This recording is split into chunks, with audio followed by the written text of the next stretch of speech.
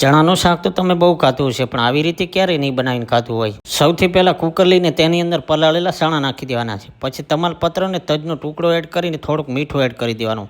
પછી પાણી નાખીને બાફવા મૂકી દેવાના. ચણા બફાઈને તૈયાર થાય ત્યાં સુધી લાંબી ચીરીઓમાં ડુંગળીને આ રીતે કટિંગ કરી લેવાની. હવે સેમ પ્રોસેસ સાથે ટમેટાનું પણ આવી રીતે વારા એક એક કરીને કટિંગ કરી લેશું. હવે એક મિક્સરનો જાર લઈને તેની અંદર ટમેટા નાખીને તેની ગ્રેવી બનાવી લેશું, અને તેવી જ રીતે ડુંગળી અને લસણની પણ ગ્રેવી બનાવી લેવાની છે. હવે ચણા બફાઈને તૈયાર થઈ ગયા તો તેની અંદરથી તજનો ટુકડો અને તમાલપત્રને બહાર કાઢી લેવાનું. હવે કડાઈમાં તેલ ગરમ કરશું, તેની અંદર રાઈ, જીરું, હિંગ, સૂકા મરચાં નાખીને કકડાવી લેશું. હવે તેમાં કટિંગ કરેલા શિમલા મરચાં, આદુ મરચાંની પેસ્ટ અને લાસ્ટમાં લસણ ડુંગળીની પેસ્ટ એડ કરી દેશું. હવે થોડીવાર માટે તેને પાકવા દઈને ટમેટાની ગ્રેવી એડ કરી દેશું. હવે તેમાં 2 ચમચી મરચું, 1 ચમચી ધાણા પાવડર, 1 ચમચી હળદર અને અડધી ચમચી મીઠું એડ કરી દઈશું. હવે આ બધા મસાલાને સારી રીતે મિક્સ કરીને તેની અંદર થોડીક કસ્તુરી મેથી એડ કરી દઈશું. પછી તેલ છૂટું ન પડે ત્યાં સુધી પકવી લેવાનું છે અને લાસ્ટમાં બોઇલ કરેલા ચણા એડ કરી દઈશું. હવે ચણાની સાથે ગ્રેવી જાડી પડે તો થોડુંક પાણી પણ એડ કરી દેવાનું અને ફરી પાછા 5 મિનિટ પકવી લેવાના,